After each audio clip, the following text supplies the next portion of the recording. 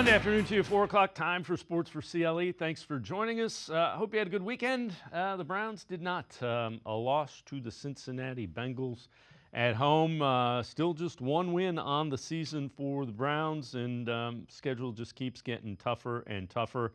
The big news coming out of the Bengals game, it has been confirmed by an MRI. Deshaun Watson did, in fact, rupture his right Achilles tendon. Second quarter of the game against the Bengals. Injury will require surgery, which reportedly will be happening this week. Watson will miss the remainder of the 2024 season. They say a full recovery is expected. Jameis Winston, a number of Browns players were upset at the reaction some fans had to Watson's injury, with some cheering, some booing. I was taught to love no matter the circumstances, especially for people who do right by you. I'm grateful that I had a chance to serve Deshaun, but I am very upset with the reaction to a man that has had the world against him for the past 4 years, and he put his body and life on the line for this city every single day, regardless of your perception, regardless of what you thought should happen with him. He committed every single day that I've been here to be the best that he can be for this team. And I know I come from the deep South, Birmingham, Alabama, Belsham, Alabama. So I know the standard that hungry fans want. But the way I was raised, I will never pull on a man when he's down. And I do not want the treatment that Deshaun Watson has received from these passionate fans. I know you love this game. When I first got here, I knew these were some amazing fans. But Deshaun was treated badly. And now he has to overcome another obstacle. So I'm going to support him. I'm going to lift him up. And I'm going to be there for him. So welcome in Lance Reisland from the Plain Dealer, cleveland.com. Lance, I'm one of those guys, I don't think you ever cheer for anybody, home or away team, to get injured. And the other thing is, you know, relative to booing and those kind of things, I think you start with this. Nobody in any walk of life goes to their job and thinks, hey, let me be mediocre today. The effort is there, even if the results aren't.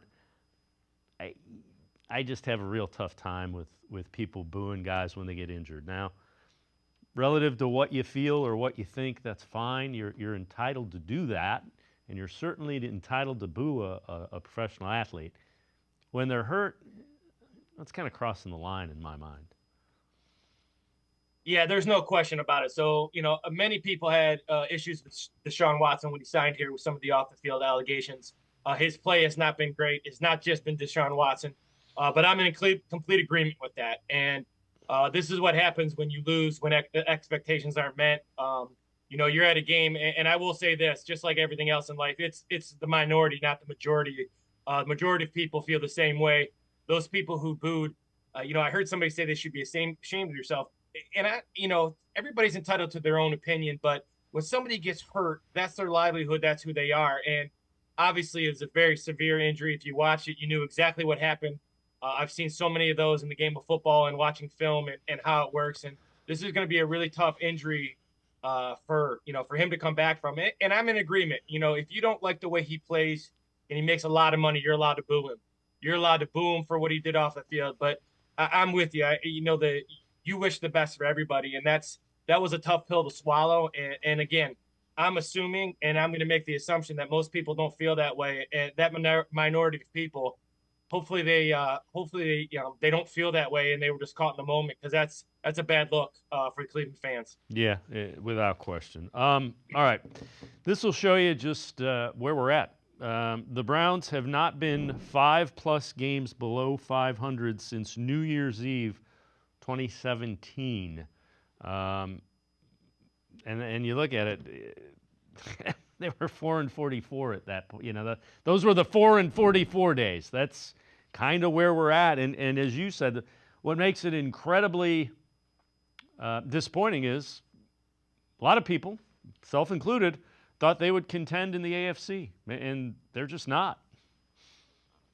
Well, that was it. That's the expectation you and I talked about before we started today. So the expectation was the Browns were going to be Super Bowl contenders, and now they're arguably the worst team in the league, and that's a hard pill to swallow, especially for the great fans of Cleveland. So that's where it starts with some of the things you're getting with the booing and all that kind of stuff. So the expectations aren't met. The expectations aren't met in football.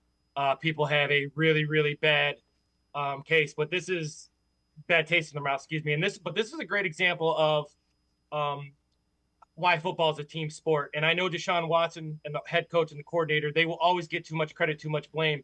But this team's inability to move the ball and stop the ball, this is a much deeper issue than Deshaun Watson. He's part of the problem. He's not playing, and I'm not at all defending his play because his play has not been very good. In fact, he missed a number of balls on Sunday early on that he could have really gotten some chunk plays. But just the pass protection, the lack of run game, the inability to stop the pass, the matchups, the getting beat in the secondary, the poor special teams. There are so many things that are going wrong with this team right now. Personnel, so the personnel department, some of the things they're doing scheme-wise. Why is Ward not on Chase and Higgins and et cetera? There's so many things you can point to. It's not just Deshaun Watson. He's part of the issue, but he's not the only one. This doesn't get fixed with him being gone. And along those lines, Jerry Jeudy, last 3 games, take a look at this. He has been targeted. So they've targeted him 3 times or 11 times in the last 3 games. It's less than 4 times a game. 3 catches, 69 yards. And again, you traded Amari Cooper. Where was Jerry Jeudy? Well, I am a obnoxious defender of Kevin Stefanski, and I will continue to be. I think Kevin Stefanski is an outstanding coach. But this is one thing I don't understand, even as a high school play caller. And I may not be at the level of these guys, and I understand that. These guys are outstanding at what they do. But my dad taught me a long time ago about calling plays. It's players over plays. And if you watch the good teams, the best players touch the ball. And right now, Jerry Jeudy is one of the most talented guys on the roster. Whether he is or not, we don't know. But on paper, he's one of their best guys. The best guys have to touch the ball.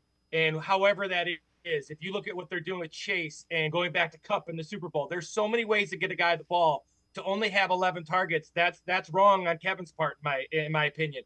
And again, I think he's a great play designer. I think he's great play design. I know he's struggling. We've all been there as play callers. But the one thing you got to do, if you go down, you got to go down with your best guys touching the ball. And Jerry Jeudy's one of those guys. He's a guy who can make plays. He's got to get the ball in his hands moving forward. And that's the other thing. They got to figure it out going forward. They can't feel bad for themselves. No one else does. So Jerry Jeudy's got to be one of their priorities of getting the ball moving forward. And I think they will do that, hopefully. All right. As you might imagine, a lot of voicemails. So let's head to the voicemail of Truth and Reason. Hi, this is Rico. I'm utterly disgusted with the fans cheering and high-fiving for Watson's devastating injury. My fear is that players won't want to come here nor stay here after seeing that. In regards to the game, same old, penalties, can't score 20 points, O-line getting beat like a drum. Defense played okay, but gave up chunk plays once again. I mean, this is downright awful. I mean, now the sole focus is on the coach/offensive coordinator, Stefanski. There is no one left to blame but him. Oh, and Andrew Berry needs to be held accountable for this mess as well. I have no words. It makes me want to freaking cry. Thanks, David. As always, appreciate all the voicemails. And again, Lance, you know I'm a pretty staunch supporter of Berry and Stefanski. I don't want to see the dysfunction. You know, you fire him and you start all over again. That's how you get into the troubles this franchise has had since '99. But when you have a season like this, you're searching for answers, and there just aren't any.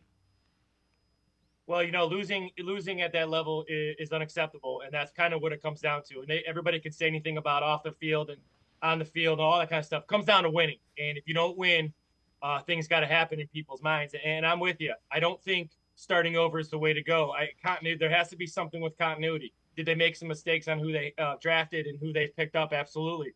But some of these guys haven't played to the level. And is that coaching? Is that them?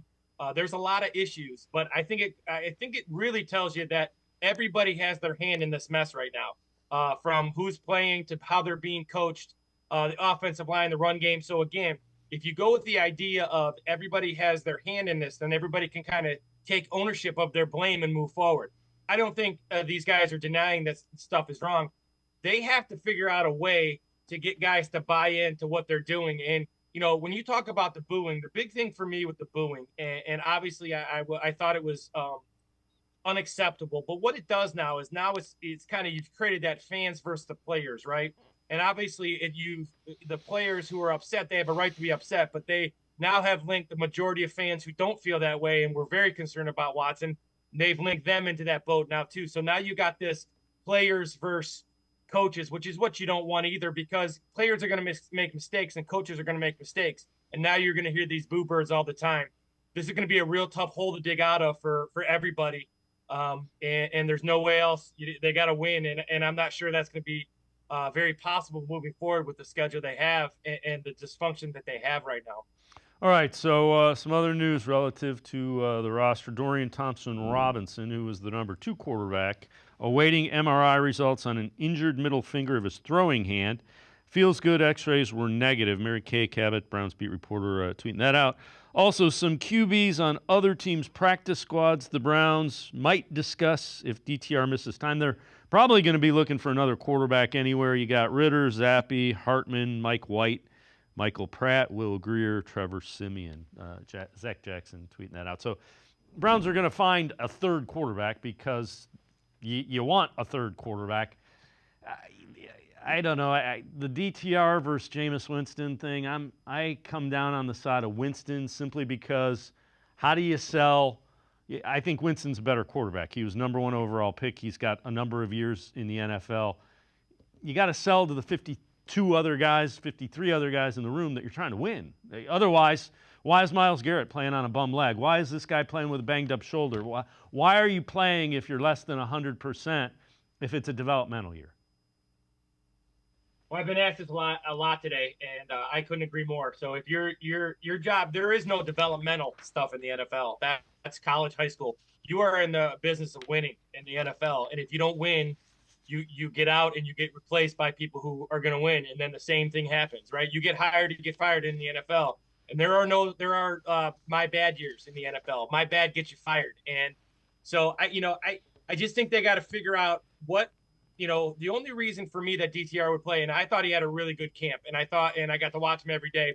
But yes, I agree, Jameis Winston's better. And if this is a scheme fit, which I really think it is with Kevin Stefanski and Deshaun Watson, I have said it for a long time. This scheme fit with these two, they're trying to make it work with each other, and it's just been really hard, and it has not worked. It's the old square peg in the round hole. DTR gives you that same athletic ability, likes to move, likes to extend. He did get rid of the ball quickly the other day, but that was in mop-up time. When you're talking live bullets and you're talking games that you're trying to win, Jameis Winston gives you that pocket guy, that guy off play action with the run game, the underneath center, weak side zone, counter, power, pin and pull RPOs. He gives you that option that Kevin Stefanski is comfortable with. And I think right now, with the situation they're in, they got to go down fighting with what they know, and Kevin Stefanski knows that type of quarterback. So I think Winston gives them the best chance to win. And your job, whether you're 1-5, 1-6, or 1-10, you got to go out and try to win each week. So I think with Winston, the only reason DTR would play for me is that they're trying to figure out what they have. That's not fair to the other players. And if you're in a rebuild, then be in a rebuild. But if you're trying to win, I believe Winston is the best option for what Kevin likes to run. Lance Reisland and I are going to step aside, take a quick time out. Film breakdown, video analysis, 4 issues that came up during that Bengals game. Sports4CLE, I'll be right back. Stay with us. You know what I think? I don't think you have the stones. Oh, I've got the stones. I think you're the one that don't have the stones. Let's settle this once and for all. Amble up to the 4 new Ohio Lottery scratch-offs with all kinds of stones. Gemstones, diamond, emerald, sapphire, and ruby 10s. $10 each, 10 times multipliers. 2 fast spots for quick draw wins of up to $100 and a $500,000 grand prize. Which one will you get when you order them up? Well, that's just the luck of the draw.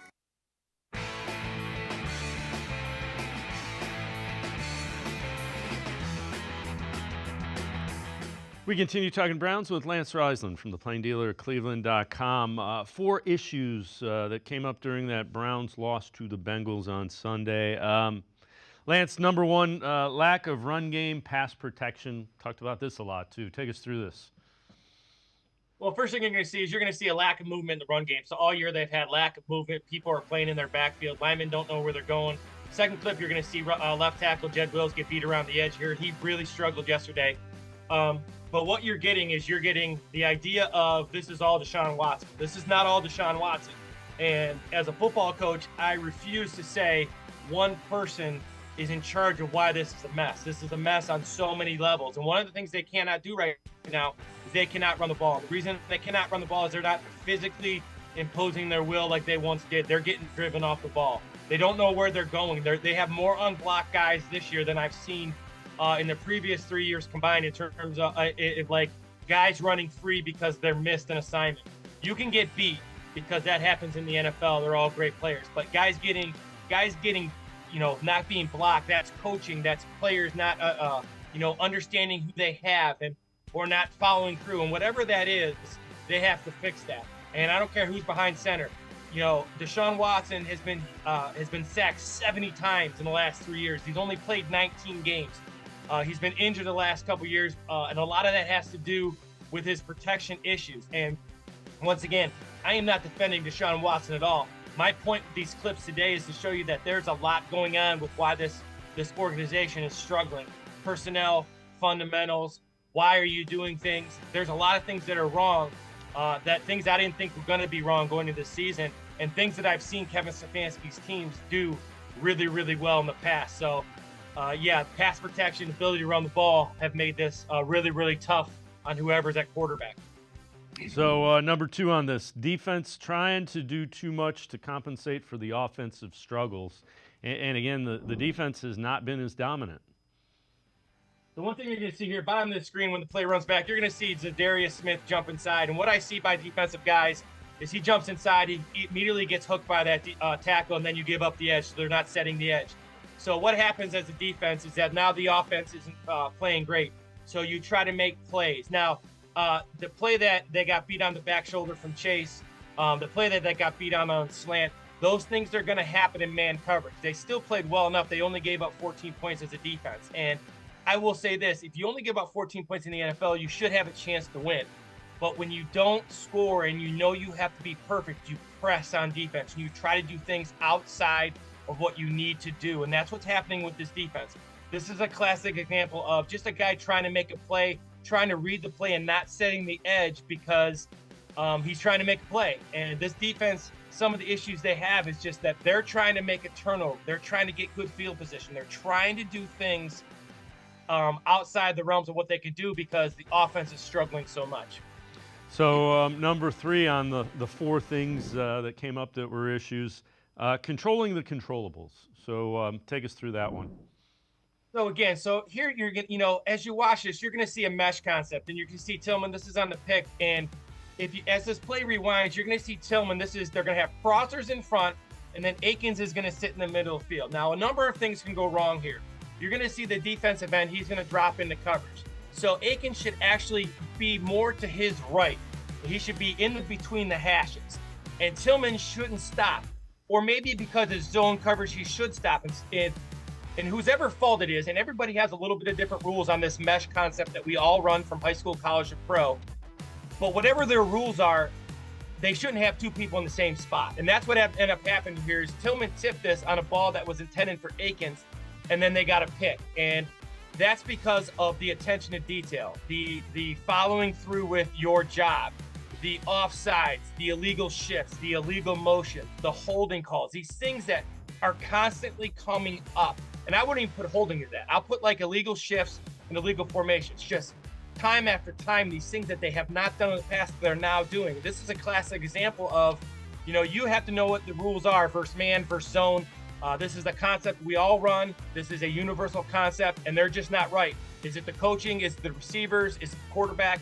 Well, we wouldn't know unless we're in the film room. But this is somebody, and this is the thing that they got to get ironed out moving forward. All right, and the fourth issue that came up during that Bengals game, and this one's kind of been reoccurring. Third phase, you're referring to special teams, is not a wash. It's hurting the defense. So when I watch an NFL game, you're going to see here, this is not a return for a touchdown that you saw in the opening thing. This is the ball that's caught on the 20. And now, so if the Browns have to protect 80 yards, they're pretty good on defense, but the ball is now on the 40.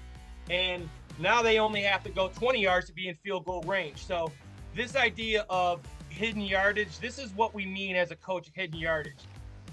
Special teams at the NFL level has to be a wash. And what I mean by that is that it should be a non-factor. Punt returns, kick returns, both sides of the ball, it should be a wash. You should get the ball on the 30 each time. When the ball is punted, you should have a net under 5 yards, in my opinion. So these big kick returns, these big punt returns, these things that are happening, that cannot happen, especially when the offense is struggling. So the Browns, in my opinion, they won their defense. Their defense beat the Bengals. They lost on special teams and they lost on offense. So they lost 2 of the 3 phases, which ended up costing them a victory. So again, this special teams has to be a wash. It has to be a non-factor. Doesn't mean they have to dominate and win. It just means they have to not lose. And that's kind of what it is right now. It's not a wash. It's like you watch every other game. There's nothing really happening special teams because they're so well coached. That's where the Browns have to get to. This has to be a wash. They can't give up hidden yards, and they have to protect that defense.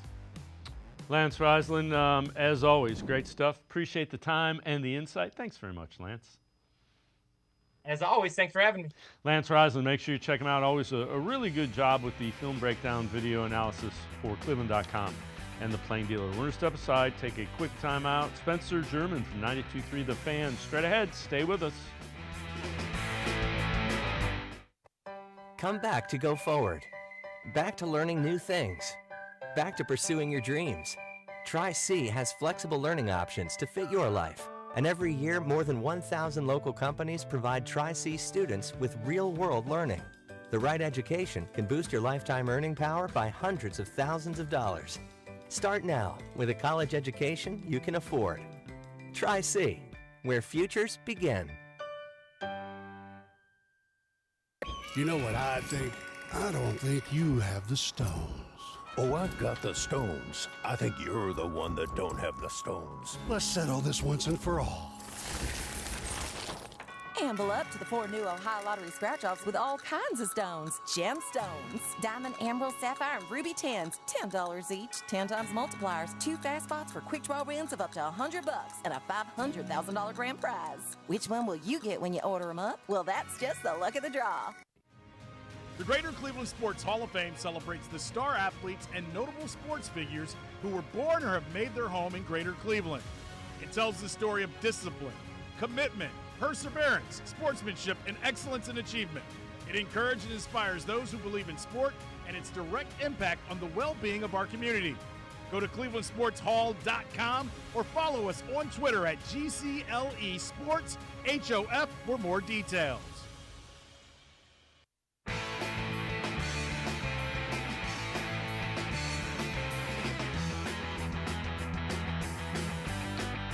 We continue talking Browns on Sports4CLE. Let's head back to the voicemail of Truth and Reason. Hi, this is Rico. Let's put fans cheering for his injury aside, as despicable as that was. But this has to be the worst trade in NFL history. 6 games in year 1 due to suspension. Year 2, 5 full games due to season-ending injury. Year 3, 6 full games due to another season-ending injury. I'm sorry, but that has to be the worst return on any investment in history of investments. I'm in utter disbelief. How can it go so wrong? I truly believe that finally we had our GM, our coach, and our QB. Nope. Once again, we are searching for answers. Thanks. As always, appreciate all of the voicemails. It is hard to argue with that. Now, relative to the trade, the thing that makes the Deshaun Watson trade as bad as it was is the guaranteed contract. If you look at strictly the trade, the 3 number ones, 49ers traded 3 number ones to trade up and take Trey Lance, who never played a down. They got bailed out because they drafted Brock Purdy as Mr. Irrelevant.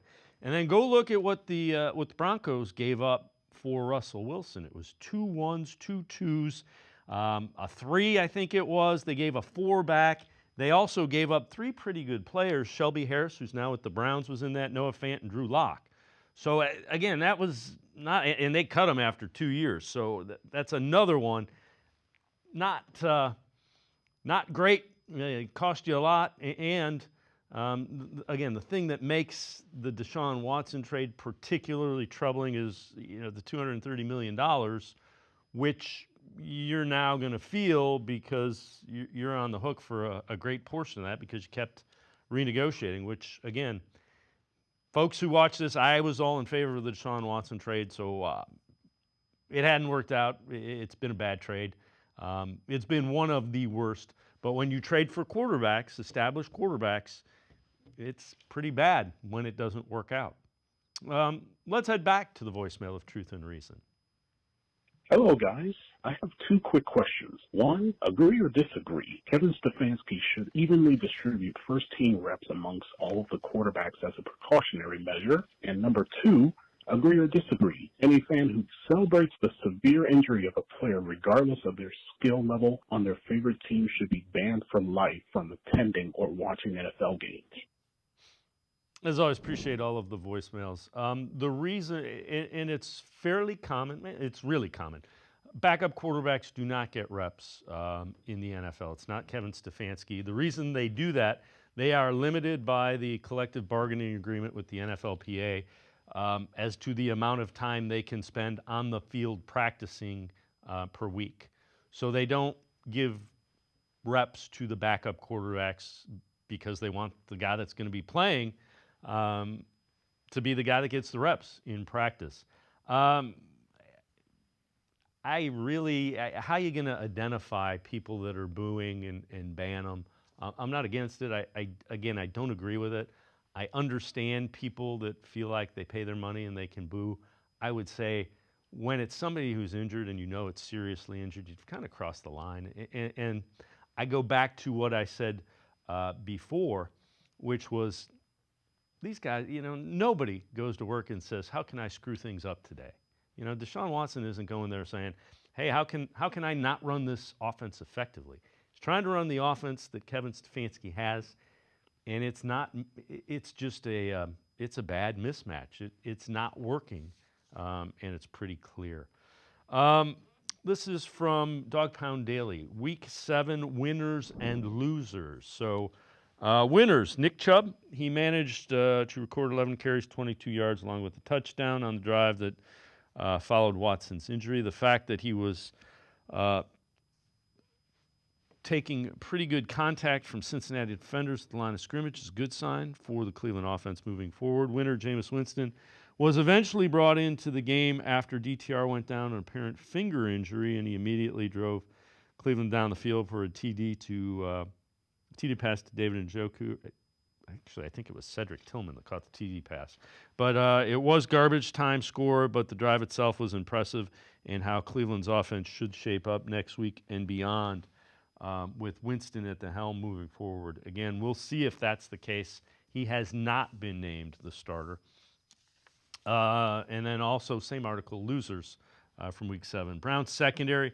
Browns corners allowed 182 yards passing, 2 touchdowns, key divisional matchup that necessitated a near-perfect game from them and the Browns defense. Losers, Browns penalty. The Browns committed 10 penalties that amounted to 70 yards lost in Week 7, 8.3 penalties committed per game. The team just cannot catch a break when it's aiming to gain steam if it keeps stacking up those penalties and mistakes. Kevin Stefanski today was asked about those penalties, especially the pre-snap variety.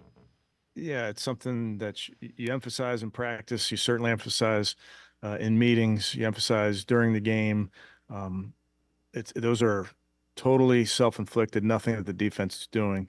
It's our guys, and it's not just one position. It's multiple guys that have to understand that the way they call illegal shifts is you can't have 2 guys moving at the same time, and we have to be better. And it really is ultimately my responsibility, but it's the responsibility of our coaches, our players, to play within these rules and how they're officiating them. And the flip side of it is I'm sure you address it in meetings and I'm sure you coach it. Now, that the hardliners will say, well, get him out of there. You only have a finite number of offensive linemen, and all of them seem to be having trouble lining up and not making illegal shifts. So, again, at some point in time, an offensive lineman has to take a little bit of pride in their job and stop lining up or moving. It comes down to you're getting paid millions of dollars and you're not able to fulfill the first requirement, which is line up the right damn way. Again, there's so much blame to go around, not only with the penalties, but with the offense. It's coaches, it's players, it's front office, it's scheme, it's everything. That's how you arrive at one win and one of the worst records in the NFL. We're going to step aside, take a quick timeout. More on the Browns when we return. Sports for CLE. We'll be right back. Stay with us. Come back to go forward. Back to learning new things. Back to pursuing your dreams. Tri-C has flexible learning options to fit your life. And every year, more than 1,000 local companies provide Tri-C students with real-world learning. The right education can boost your lifetime earning power by hundreds of thousands of dollars. Start now with a college education you can afford. Tri-C, where futures begin. You know what I think? I don't think you have the stones. Oh, I've got the stones. I think you're the one that don't have the stones. Let's settle this once and for all. Amble up to the 4 new Ohio Lottery scratch-offs with all kinds of stones. Gemstones, diamond, emerald, sapphire, and ruby tins. $10 each. 10 times multipliers. 2 fast spots for quick draw wins of up to $100 and a $500,000 grand prize. Which one will you get when you order them up? Well, that's just the luck of the draw. I am powerful beyond my wildest imagination. I will define my future. I will keep challenging myself to improve. Because I am a future leader of this great nation. I will be responsible for raising a beautiful family. And educating not only my generation, but many more to come. I will make a difference in my community. And I will stand up for what I believe in. I will not settle for simply chasing my dreams. I will achieve them. Because I was given a chance. An opportunity. A home. At Family, Career, and Community Leaders of America. The ultimate leadership experience. FCCLA has been one of the greatest experiences of my life. It's made me who I am today. Join us. We'll build a new future together.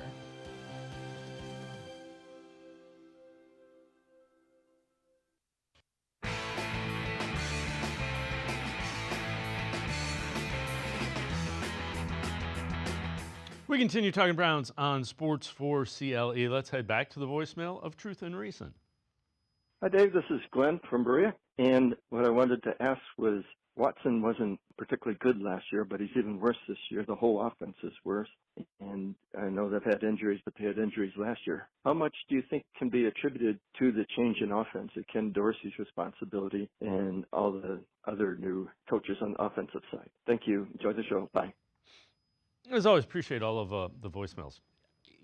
I don't know that you can say it's Ken Dorsey, but clearly Ken Dorsey, Andy Dickerson, a lot of the run game coordinators, Tommy Rees, they brought in a bunch of new offensive coaches to try to tailor an offense around Deshaun Watson's skill set.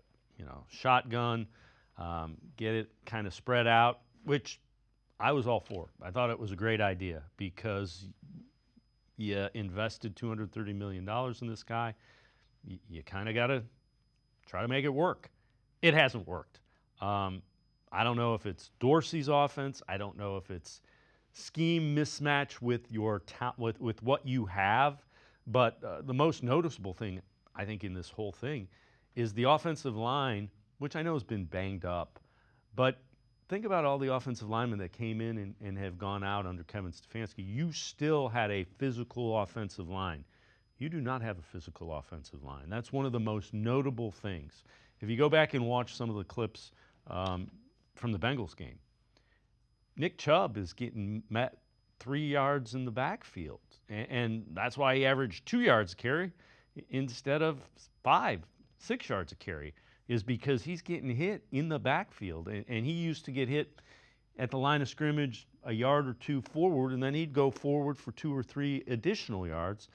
That's not just happening. They're getting beat at the point of contact, and that is the most troubling thing. Well, there's a lot of troubling things, but the fact that that offensive line, which was so physical, is not, that's a huge concern. I don't know if they got old. Is it what they're asking them to do? They got to figure that out, and they got to figure it out and move forward, because if you have an offensive line that's getting pushed off the ball like this offensive line is, you're not going to win any football games. That's just the bottom line. Questions and takeaways from every team in Week 7. This is from ESPN.com. For the Browns, what's next for the Browns after the Deshaun Watson Achilles injury? Browns had Dorian Thompson-Robinson promoted to the backup role over Jameis Winston before the game. DTR struggled, throwing 2 interceptions, then left late in the fourth with an injury on the finger of his throwing hand. Winston finished out the game. Most surprising performance, Cedric Tillman. Career-high 12 targets in the Browns' first game since trading Amari Cooper to the Bills. His role figured to increase, and he made himself a frequent target for each of the Browns' 3 quarterbacks on Sunday. Early prediction for next week, Browns give Nick Chubb at least 20 touches against the Ravens. Cleveland limited his snaps in the first game back from the severe knee injury, but with Watson out and an offense that has no rhythm, the Browns might have no choice but to increase Chubb's workload. And again, I can't stress this enough. Nick Chubb will help, but Nick Chubb, the issues this offense have go beyond bringing back one guy who, even if he is one of the best running backs in the NFL, even if he was, old Nick Chubb, he's not able to mask what ails this offensive line and this offense. He'll help hide some of it, but there's only so much one guy that even as talented as Nick Chubb can do. Cedric Tillman, I'd like to see more of him. I'm kind of wondering where Jerry Jeudy go. You got to get the ball to David Njoku more. Those are 2 things that just came to my mind. And again, I understand the thought of finding what you have in Dorian Thompson-Robinson. I'd go Jameis Winston. Jameis Winston is a guy, especially against the Ravens. He's seen whatever the Ravens are going to try to do to him. He's going to throw the ball. He's got a strong arm. You may get some turnovers, but you do have the ability to create some explosives with Jameis Winston. I guess the thought might be the legs of Dorian Thompson-Robinson could help out the offense. If I'm thinking out loud, that's kind of the thought behind DTR. I'd go Winston, and if you're going Dorian Thompson-Robinson, the guys in the locker room have seen what those guys are. Dorian Thompson-Robinson's a work in progress. You know what Jameis Winston is, and I think Winston probably gives you a better chance to win football games. All right, before we go to break and welcome in Chris Fedor, let's head back to the voicemail of Truth and Reason. Obviously, the season's over, so obviously our Hawks need to go to next year's draft class.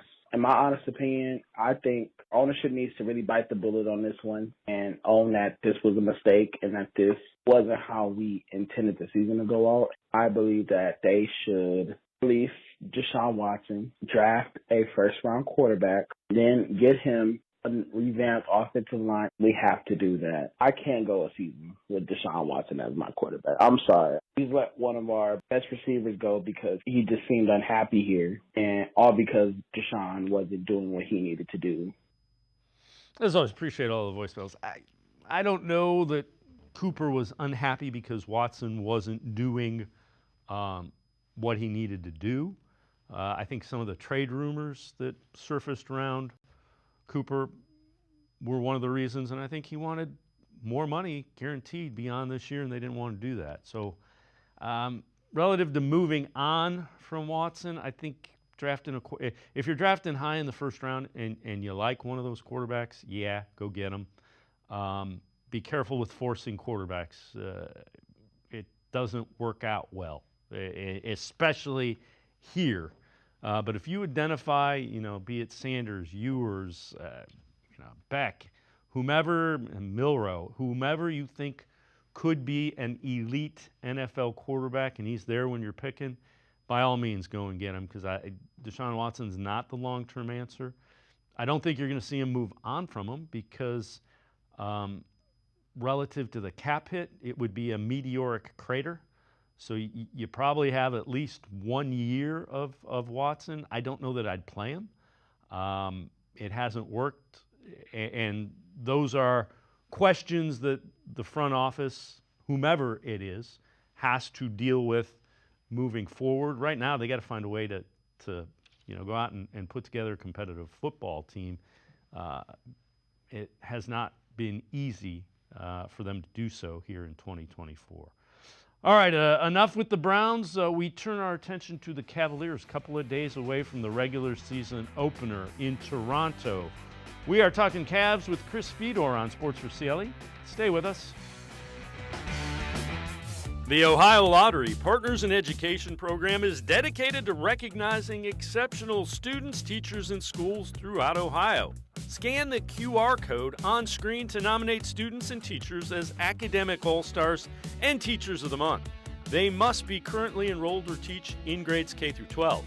Is your K through 12 school developing students' literacy skills to achieve success in reading? If so, you can nominate your school for the School of the Year. Students can win $100, teachers can win $500, and schools can win $2,500. Scan the QR code, fill out the forms, and nominate deserving students, teachers, and schools today. The Ohio Lottery Partners in Education program takes pride in honoring exceptional students, teachers, and schools across Ohio. Submit your nomination today. It's fun, fast, and free.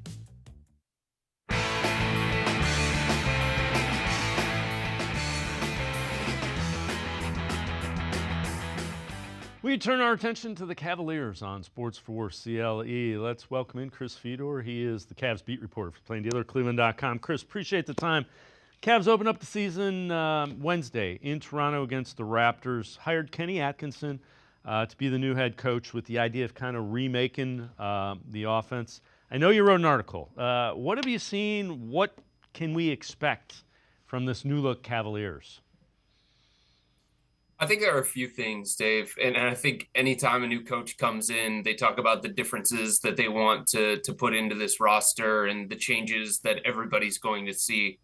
But you can see those unfolding when you watch training camp. You can see those unfolding when you watch them in the preseason. The big ones are this. They want to play faster, and that doesn't mean that they just want to start jacking shots, but they want the time to shot, the time to trigger, the time to spot, and all those different things. They want those to be with more urgency, and they want to do everything fast, and they want to push the ball up the floor and get in their actions quicker than what they have in the past.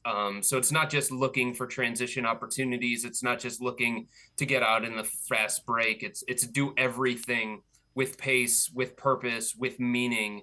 And you saw that a little bit throughout the course of the preseason. Was it seamless? No, but you can see signs of a commitment to it with the pace that they're playing at. The other thing is they want to take a higher volume of three-point shots. Those are the two areas, pace and three-point. Those are the two areas that when Kenny Atkinson was the head coach in Brooklyn, they were top 10 in the NBA in both those categories, each of those years that he was there. And then the other thing, Dave, is they want to diversify the attack.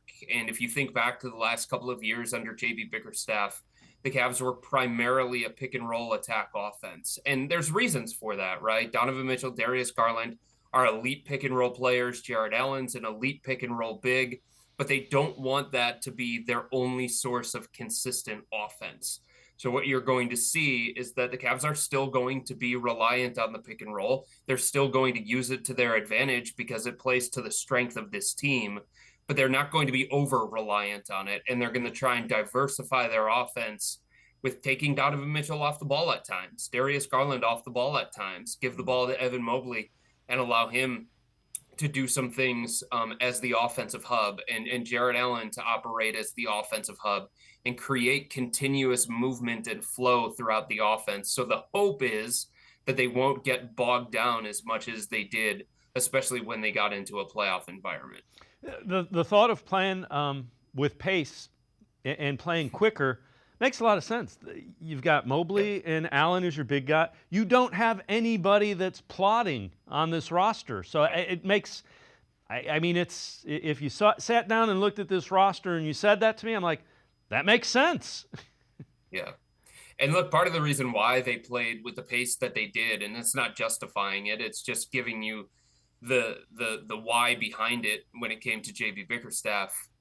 One, I don't think he had the right ideas for what it meant for them to actually play with pace. And I think a lot of the guys were like, okay, we're going to run really, really fast to our spots so that we do what? Stall the offense and go into pick and roll. You call a play and our offense stalls. But the other reason is they wanted to protect the defense. This was a defense-first team. And if you slow the game down and you muck it up, fewer possessions, fewer opportunities for the team to score. And the style of play, the way that they operated offensively, certainly helped their defense, which was top 10 in the NBA over the last 3 years. The balance for Kenny, and this is where it becomes a little bit more difficult, Dave. It's always easy to say, we want to play fast, we want to play fast. Okay, but there's always going to be some level of sacrifice, right? So can you play with the pace that Kenny wants to play at and still be a top 10 defense? That's the balance that the Cavs are going to try and find. Because if you're going to play fast, more possessions, more opportunities for the other team, more opportunities for the other team to score against your non-set defense.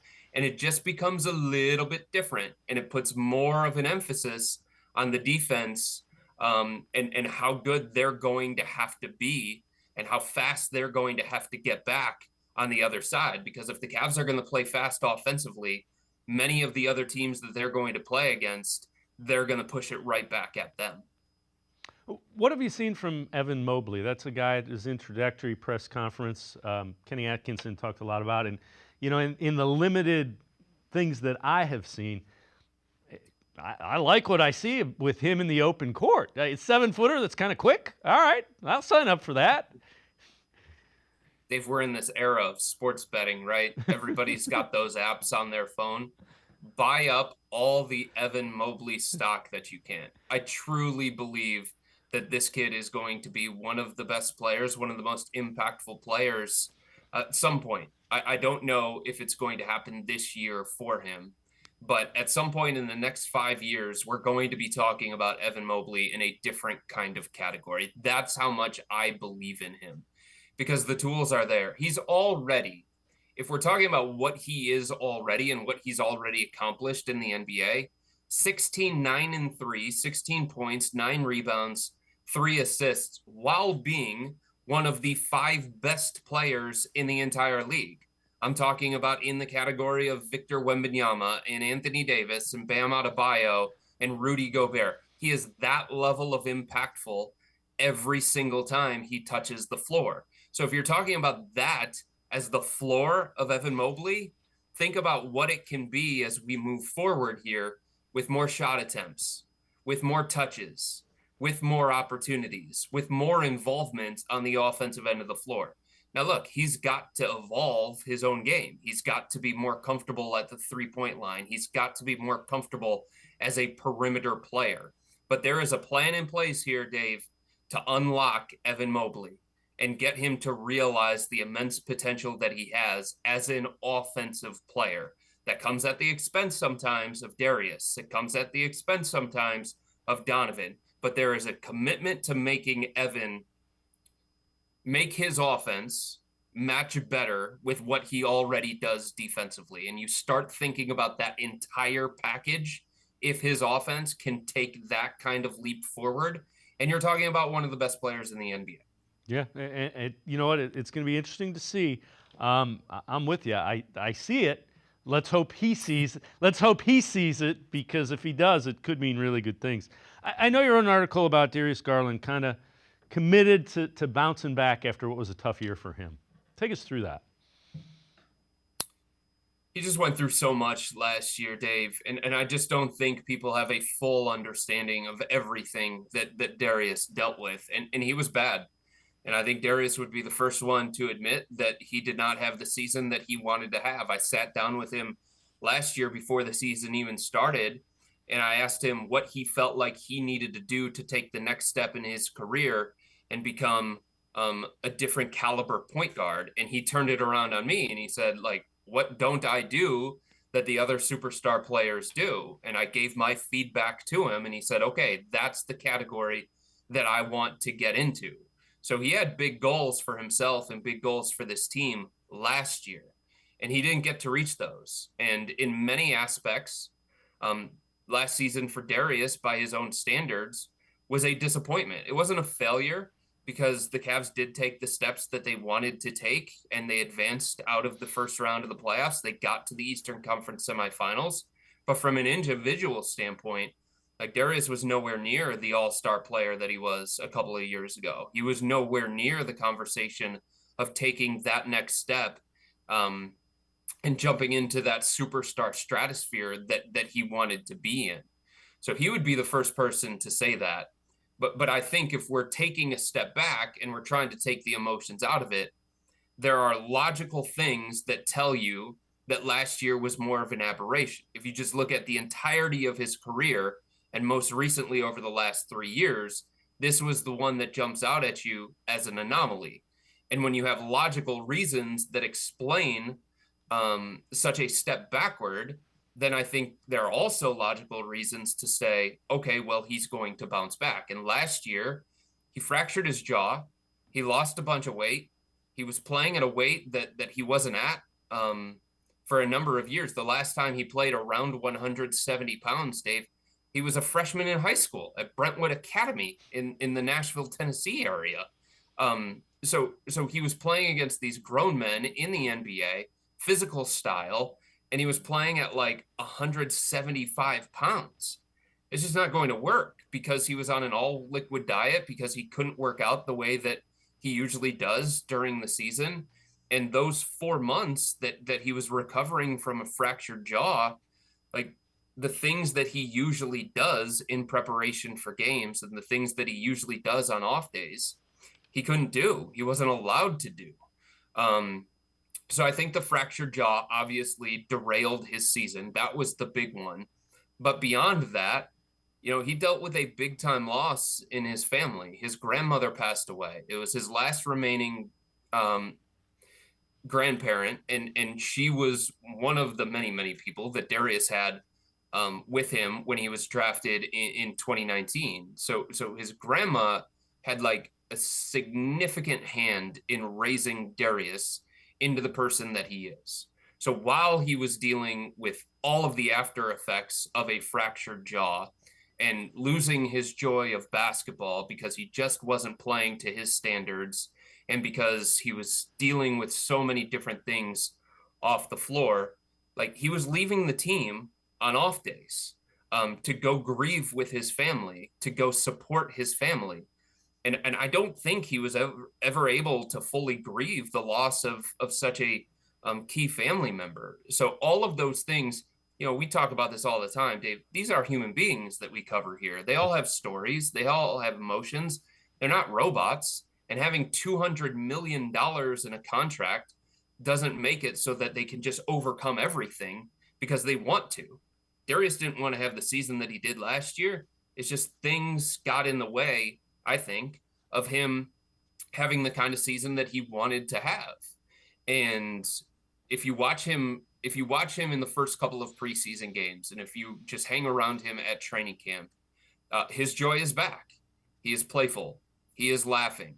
He is smiling. He's doing all those magnetic things that he did early on in his career when he was playing at an all-star level.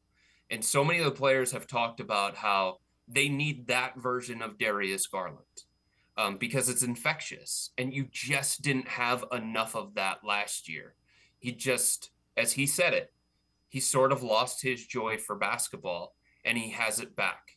So now it's up to him to make sure that he keeps it, and he finds a way, even through the tough times throughout the course of this season, to better handle it. And if that means he has to put a mask on and he has to fake a smile, then so be it. But a happy, playful, fun-loving Darius is good for Darius, and it's good for the Cavs. And we see signs of that guy being back.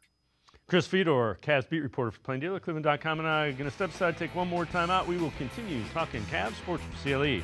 We'll be right back. Stay with us. You know what I think? I don't think you have the stones. Oh, I've got the stones. I think you're the one that don't have the stones. Let's settle this once and for all. Amble up to the 4 new Ohio Lottery scratch-offs with all kinds of stones. Gemstones, diamond, emerald, sapphire, and ruby 10s. $10 each. 10 times multipliers. 2 fast spots for quick draw wins of up to $100 and a $500,000 grand prize. Which one will you get when you order them up? Well, that's just the luck of the draw.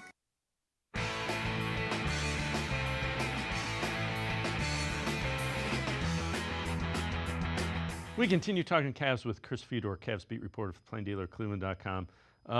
Chris, you tweeted this out. Max Struhm, one of those three-point guys, out 6 weeks, ankle sprain, suffered during an individual workout in Chicago. Take us through what do they do? That's a guy that can shoot the three, and who takes his minutes, who kind of helps lighten the load there with him out? Davis, not just so much that he shoots threes and he spaces the floor and he plays with constant movement, but he completes that starting lineup. He makes it all make sense. He brings it together because defenses have to honor him. Defenses have to pay attention to him in a way that they don't to the same level when Karis LeVert is out there, when Isaac Okoro is out there, or when Dean Wade is out there. There's a gravity that Max Struhm brings to this offense that they had been lacking for years. And once you put him in the starting lineup last year, you could see the effect of that. It isn't a coincidence to me that Max Struhm was considered statistically the third most impactful player that the Cavs had behind Dean Wade, Donovan Mitchell, because he does so much for them at both ends of the floor. Offensively, in the more than 2,000 minutes that he was on the floor, Dave, they played at a level comparable to the Philadelphia 76ers and Los Angeles Lakers offensively. In the minutes when Max Struhm was not on the floor, they were statistically the Washington Wizards.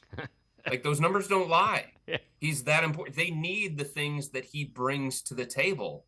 They need the movement. They need the three-point shooting. They need the gravity. They need the attention on him so that's pulled away from Donovan Mitchell and Darius Garland. And I just think this is a significant loss. And I know that the Cavs have a deep, talented roster, and one guy being lost, if his name is not Donovan Mitchell, is not going to bring this whole thing down.